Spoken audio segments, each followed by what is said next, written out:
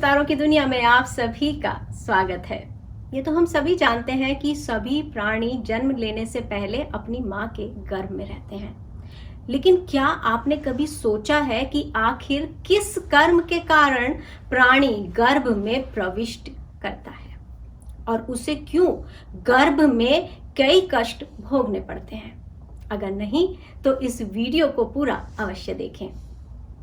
इतना ही, इस वीडियो में मैं आपको ये भी बताने जा रही हूं कि किसी की पत्नी क्यों युवा अवस्था में ही मर जाती है और पिता के रहते पुत्र क्यों मृत्यु को प्राप्त करता है, जिसका वर्णन गर्भ गीता में किया गया है।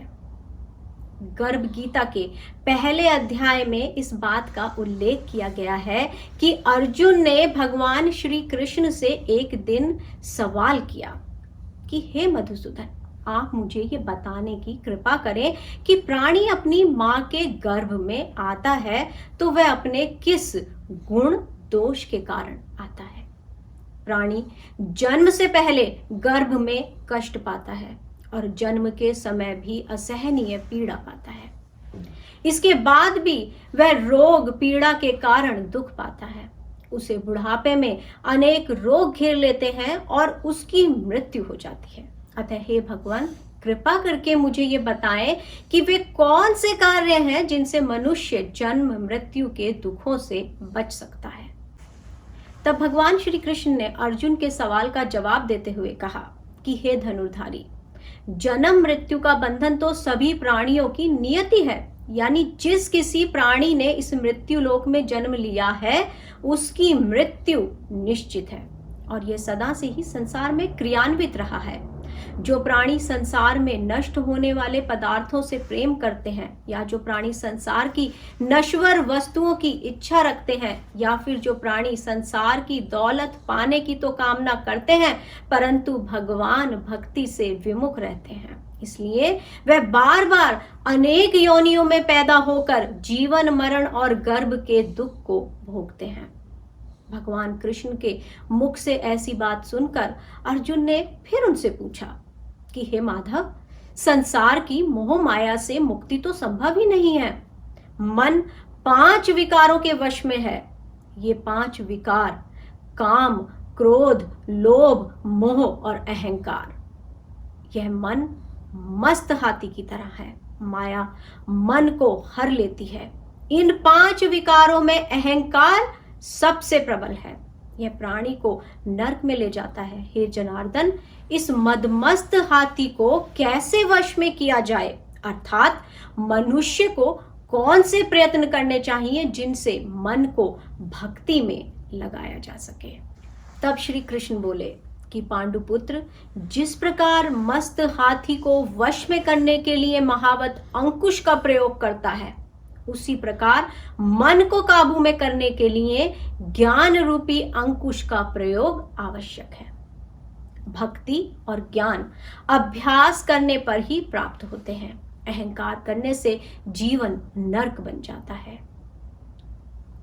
श्री कृष्ण का जवाब से संतुष्ट होकर अर्जुन ने पुनः उनसे सवाल किया कि हे जनार्दन, कुछ प्राणी तो आपकी भक्ति करने के लिए वन जंगलों में जाकर रमते हैं और कुछ संसारिक मोह माया छोड़कर जगह जगह भटकते फिरते हैं। अतः हे प्रभु, इस बारे में कैसे पता चले कि आपकी भक्ति किस प्रकार मिल सकती है? तब अर्जुन के इस सवाल का जवाब देते हुए श्री कृष्ण ने कहा कि हे कौन्ते, जो प्राणी मुझे खोजने के लिए जंगलों में फिरते हैं वे सन्यासी व वैरागी कहलाते हैं। वे सिर पर जटा बांधते हैं तथा भस्म लगाते हैं, लेकिन फिर भी वे मेरे दर्शन नहीं कर पाते, क्योंकि उनमें भक्ति व प्रेम नहीं है। वे अहंकार में डूबे हुए हैं। तप या वैराग्य का अहम तो मेरी भक्ति पाने में बाधा डालता है। मैं शुद्ध मन से भक्ति करने वाले सतत अभ्यासी जो काम, क्रोध, मोह, लोभ और अहंकार से परे हैं, उन्हें ही दर्शन देता। तब अर्जुन ने श्री कृष्ण से पुनः पूछा कि हे वासुदेव, मनुष्य इन 5 विकारों से ग्रस्त होकर अपने सांसारिक जीवन को नष्ट कर लेता है। इसलिए हे माधव, मुझे यह बताइए कि वह कौन सा पाप है जिसके कारण किसी की स्त्री असमय ही मर जाती है। इतना ही नहीं, पिता के रहते किसी के पुत्र क्यों मर जाते हैं और किस पाप के कारण व्यक्ति नपुंसक हो जाता है। अर्जुन के मुख से ये प्रश्न सुनकर श्री कृष्ण मुस्कुराते हुए बोले, हे अर्जुन, जो व्यक्ति किसी से कर्ज लेकर उसे नहीं चुकाता वह इस पाप कर्म से अपनी पत्नी को खो देता है। उसी प्रकार जो किसी की अमानत को नहीं लौटाता उसके पुत्र मर जाते हैं। जो किसी व्यक्ति को सहायता करने का वचन देकर भी समय पर उसकी सहायता नहीं करता वह नपुंसक हो जाता है। ये सभी बड़े भयंकर पाप है। भगवान श्री कृष्ण के मुख से ऐसी दिव्य वचनों को सुनने के बाद अर्जुन की जिज्ञासा कम नहीं हुई और उन्होंने पुनः श्री कृष्ण से प्रश्न पूछा, हे कृपा निधान, मनुष्य किस पाप के कारण हमेशा रोगी रहता है और किस पाप के कारण भोजा ढोने वाले गधे का जन्म पाता है? गधे का जन्म प्राणी को किस पाप कर्म के कारण मिलता है और मनुष्य किस दुष्कर्म के फलस्वरूप जघन्य पशु बनता है?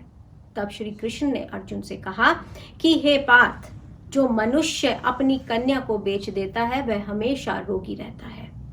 जो अभक्ष्य भोजन करता है और विषय विकार के लिए मदिरा पान करता है वह गधे का जन्म पाता है। जो भोजन बनाकर पहले स्वयं खा लेते हैं बाद में भगवान को दान करते हैं वे बिल्ली सुअर की योनि को प्राप्त करते हैं। उधर जैसे जैसे श्री कृष्ण अर्जुन के प्रश्नों का जवाब देते जा रहे थे वैसे वैसे अर्जुन के मन में जिज्ञासा बढ़ती जा रही थी और इसी जिज्ञासा के कारण अर्जुन ने फिर श्री कृष्ण से पूछा, हे कृपा निधान, इस संसार में जिन प्राणियों को आपने धन दौलत प्रदान की है और उत्तम वाहन दिए हैं उन्होंने कौन से पुण्य किए हैं? तब कृष्ण ने अर्जुन को बताया कि हे धनंजय, जो उत्तम रीति से स्वर्ण दान करता है वह उत्तम वाहन और धन धान्य प्राप्त करता है। जो भगवान को साक्षी मानकर कन्यादान करते हैं वे उत्तम पुरुष का जन्म पाते हैं। यह सुन अर्जुन ने भगवान से पूछा कि हे दयानिधे, इस संसार में आपने किसी को तो इतना सुंदर बनाया है और किसी को इतना कुरूप, किसी को धनवान बनाया है किसी को निर्धन, सो ऐसा क्यों है? तब श्री कृष्ण ने अर्जुन के इस प्रश्न का उत्तर देते हुए कहा, हे अर्जुन, जिन प्राणियों ने अन्न दान किया है उनका स्वरूप सुंदर है और जिन्होंने विद्या दान किया है वे विद्वान हैं। फिर भी पुरुष का रूप स्वरूप नहीं बल्कि गुण महत्वपूर्ण है। जो संतों की सेवा करते हैं वे धनवान व पुत्रवान होते हैं। उधर श्री कृष्ण के मुख से अपने सवालों का जवाब सुनकर अर्जुन कुछ देर के लिए शांत हो गए। तब भगवान श्री कृष्ण बोले, हे पार्थ, क्या तुम्हारी जिज्ञासा शांत हो गई या और भी कुछ पूछना है? तब अर्जुन ने कहा कि हे प्रभु, अभी भी मेरे मन में कई सवाल हैं जिसका उत्तर मैं आपके मुख से जानना चाहता हूं। तब श्री कृष्ण ने कहा, चलो बताओ, तुम और क्या जानना चाहते हो?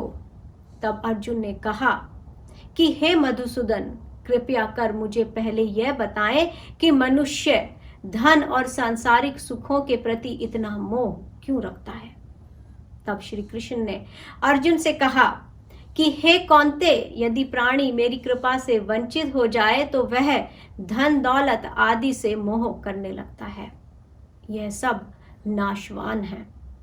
विवेकी प्राणी इनसे दूर रहता है। जो व्यक्ति सांसारिक मोह त्याग कर पवित्र स्थलों के दर्शन करके मेरी निष्काम भक्ति करता है वह राजा समान सुख और ज्ञान प्राप्त करता है। सभी वस्तुएं नाशवान हैं, केवल मेरी भक्ति ही ऐसी है जिसका नाश नहीं होता। भगवान के मुख से ऐसी बातें सुनकर उनके चेहरे पर मुस्कान आ गई और उन्होंने फिर श्री कृष्ण से पूछा कि सखा, मनुष्यों में शारीरिक रोगों जैसे रक्त विकार, खंड, वायु, अंधता तथा पंगुता आदि का क्या कारण है? ये रोग क्यों होते हैं? बताने की कृपा करें। तब कृष्ण बोले, हे अर्जुन, जो प्राणी मेरी भक्ति से विमुख होकर माया में लिप्त हो जाते हैं वे क्रोधी, रक्त विकारी, आलसी, दरिद्र, शील संयम रहित, खंड, वायु जैसे रोगों से ग्रसित होते हैं। जो स्त्री अपने पतिव्रत धर्म का पालन नहीं करती वह संयम रहित ज्योतिहीनता जैसे विकारों से ग्रस्त रहती है। यह सुन अर्जुन ने फिर श्री कृष्ण से सवाल किया कि हे मधुसूदन, कृपा करके गुरु दक्षिणा के बारे में भी कुछ बताने का कष्ट करें, मुझे गुरु की महिमा के बारे में भी बताएं। तब श्री कृष्ण ने अर्जुन के इस सवाल का जवाब देते हुए बोले कि हे धनुर्धरी, तुम्हारा यह प्रश्न संपूर्ण मानव जाति के लिए कल्याणकारी है। तुम धन्य हो और धन्य है तुम्हारी जननी। हे पार्थ, ब्रह्मचारी और संयमी पुरुष जो ईश्वर भक्ति और परोपकार में लगा हो उसे ही गुरु बनाना चाहिए। अपने गुरु की देख रेख में ही मेरी पूजा करें। गुरु की कृपा से विमुख प्राणी 7 ग्राम मारने का पाप भोगता है। ऐसे प्राणी का मुख देखना भी पाप है। हे अर्जुन, सारे संसार के गुरु जगन्नाथ हैं। विद्या का गुरु काशी, चारों वर्णों का गुरु ब्राह्मण, ब्राह्मण का गुरु सन्यासी है। सन्यासी उसे कहते हैं जो सब कुछ त्याग कर मुझ में रम गया हो। वह ब्राह्मण जगत गुरु है। जो गुरु का भक्त है वह मेरा भक्त है। जो गृहस्थ गुरु से विमुख होता है वह चंडाल के समान है। जो जगह मदिरा का भंडार हो उस स्थान का गंगा जल भी अपवित्र होता है। इसी तरह गुरु से विमुख व्यक्ति का भजन भी अपवित्र होता है। उसके सभी कर्म निष्फल होते हैं। ऐसा व्यक्ति कुकर, सुअर, गर्दभ, काक इन योनियों को पाता है। वह अजगर सर्प समान आलस्य में डूबा तिरस्कार पाता है। हे कौन्ते, गुरु दीक्षा के बिना प्राणी का उद्धार संभव नहीं है। जो गुरु की सेवा करता है उसको कई अश्वमेघ के पुण्य का फल मिलता है।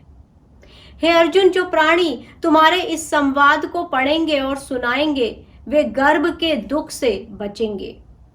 वे नरक की 84 योनियों के झंझट यानी जन्म मरण के चक्र से बचेंगे। भगवान श्री कृष्ण के मुखारविंद से इस प्रसंग को अर्जुन ने बड़े ध्यान से सुना।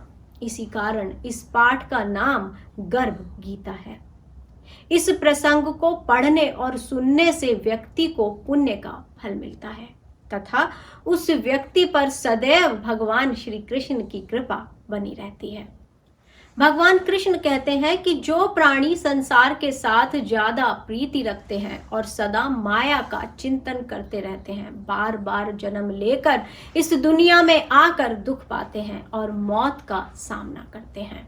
अर्जुन भगवान से पूछता है कि मन को वश में करने के लिए 5 दोष काम, क्रोध, लोभ, मोह और अहंकार में से सबसे पहले किस दोष पर विजय पाई जाए। भगवान कहते हैं सर्वप्रथम अहंकार को वश में करना चाहिए, क्योंकि अहंकार से जीव नरक प्राप्त करता है। अर्जुन पूछता है कि कौन से पाप से जीव सदा रोगी रहता है। भगवान कहते हैं कि जो जीव कन्यादान से प्राप्त धन का मूल्य लगाते हैं वह सदा रोगी रहते हैं। भगवान कृष्ण कहते हैं अधिक मदिरापान करने वाले जीव गधे की योनि प्राप्त करते हैं। अर्जुन पूछता है कि ऐसा कौन सा पुण्य है जिसे करने से जीव संसार के वैभव प्राप्त कर सुखी जीवन बिताता है। भगवान कहते हैं कि जो जीव अपने जीवन काल में सोने का दान करते हैं और कन्या दान करते हैं, अगले जीवन में वे उत्तम पुरुष बनकर सुख भोगते हैं। जो जीव अन्नदान करते हैं उन्हें सुंदर काया प्राप्त होती है और जो विद्या दान करते हैं विद्वान पैदा होते हैं। संतों की सेवा करने से पुत्र धन प्राप्त होता है। आज से सितारों की दुनिया में मैंने आपको गर्भ गीता का सार बताया है कि किस तरह से भगवान कृष्ण और अर्जुन के बीच में जो प्रश्नोत्तर का संवाद रहा, उसके जरिए हमने ये जाना कि ये जो जन्म मरण का हमारा ये चक्कर लगा हुआ है, बार बार जो हम जन्म लेते हैं, मृत्यु हमारी होती है और हमारी जो सुख संपत्ति है, संपन्नता है, वो किस तरह से निर्धारित होती है। अगर कुल मिलाकर के हम देखें तो कहीं ना कहीं इन सभी के मूल में हमारे वर्तमान के कर्म हैं। तो आज जो आप कर्म कर रहे हैं वो आप आने वाले समय के लिए अपने संचित कर्म बना रहे हैं। आज जो भोग रहे हैं वो पूर्व जन्म के संचित कर्म हैं। तो हमारा वर्तमान हमारे भविष्य को निर्धारित करता है, और उसी भविष्य के निर्धारण के लिए जरूरी है कि आप सभी अपने कर्मों पर ध्यान दें। जितना हो सके उतना आप दान करें, पूजा पाठ करें, और भगवान की भक्ति के लिए प्रेम जो है वो सबसे महत्वपूर्ण है। तो ईश्वर से प्रेम करें। तो सितारों की दुनिया में फिलहाल इतना ही। यदि आप स्पिरिचुअलिटी से जुड़ा हुआ कोई भी सब्जेक्ट मेरे से जानना चाहते हैं तो आप कमेंट बॉक्स में कमेंट कर सकते हैं, आप मुझे टेक्स्ट कर सकते हैं, ईमेल कर सकते हैं, और आपको ये गर्भ गीता कैसी लगी ये आप मुझे जरूर बताइएगा। तो फिलहाल मुझे दीजिए इजाजत। नमस्कार।